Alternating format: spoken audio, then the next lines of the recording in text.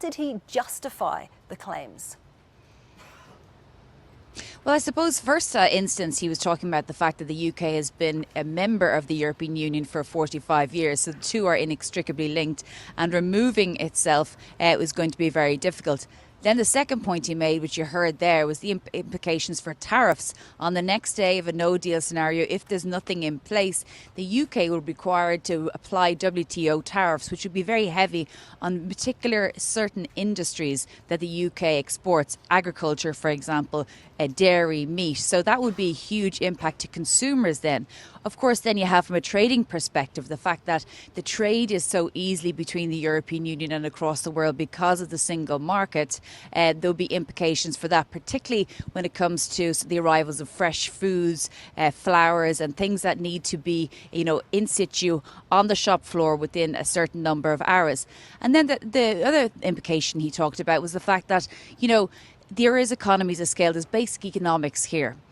If the UK is doing trade deals on its own, it has a much less ability to negotiate better deals for its consumers, for its exporters, for example. If you look at, for example, the EU-Japan trade agreement that was recently begun, you're talking about 650 million people. The EU is able to negotiate better as a union of 500 million people. The UK on its own would probably be less advantageous. And this is the point he made to me yesterday. I know that's a view from the Brexit side, that they become independent, they regain control. In a world which is globalizing, integrating, I think it makes absolutely no sense. What would be the sense, the real sense of having a regulation for 60 million people when the world is moving to zones that have regulations for 500 million or 600 million people? It makes no sense. It has a name in economists. It's called diseconomies of scale. And Shona, we're 35 days now from the Brexit deadline. How likely now is this hard Brexit scenario?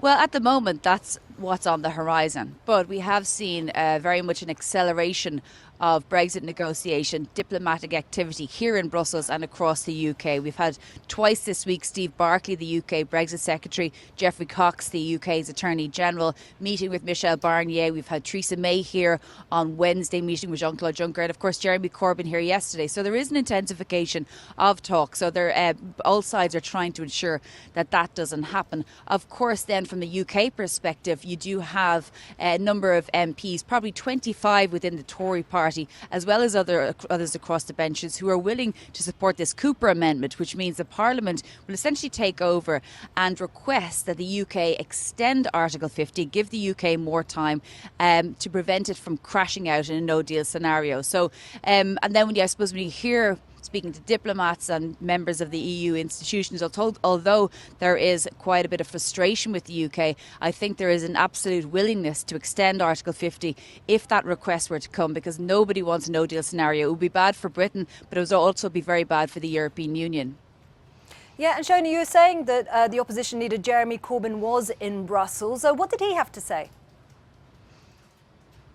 Well, he said various things, actually, which was very interesting. He had meetings with Michel Barnier. First of all, he made the point that a no-deal scenario is a clear and present danger, and he wanted to avoid that. He also talked about his own position, which is, first of all, that the Labour Party is suggesting that the UK remain within a customs union within the European Union. That would go some of the way of preventing the hard border on the island of Ireland. You just still have to deal with the single market, but it would really heavily cover that. So it would mean that the backstop, this controversial insurance policy, wouldn't be required. Then also he made the point that the Labour Party, that is, would be willing to call for a second referendum or a people's vote if there was no, deal materialising. Take a listen to what he said. We will put a motion to Parliament, as I have already. Keir Starmer and myself put a motion to Parliament which included the option of a popular vote to confirm or otherwise agreements that have been reached. And that was rejected by Parliament at that stage. But clearly it is very much part of the agenda put forward by the Labour Party. Is that the sense that you've got from your discussions So where does this leave the embattled British Prime Minister Theresa May, Shona? Well, we have this meeting in Sharm el-Sheikh with most European Union leaders at the weekend, and that'll give Theresa May an opportunity to engage in sort of more diplomatic activity with her colleagues, with her counterparts, to explain her position. I've been speaking to several sources, late last night and all throughout this week. What's kind of on the table now is that the UK is to put together a proposal, a sort of legally binding guarantee to ensure once again that this backstop, which is the controversial insurance policy which applies to the island of Ireland, it's as per the Good Friday Agreement. It means that no matter what happens in the EU and the UK in the future, there'll be no hard border on the island of Ireland.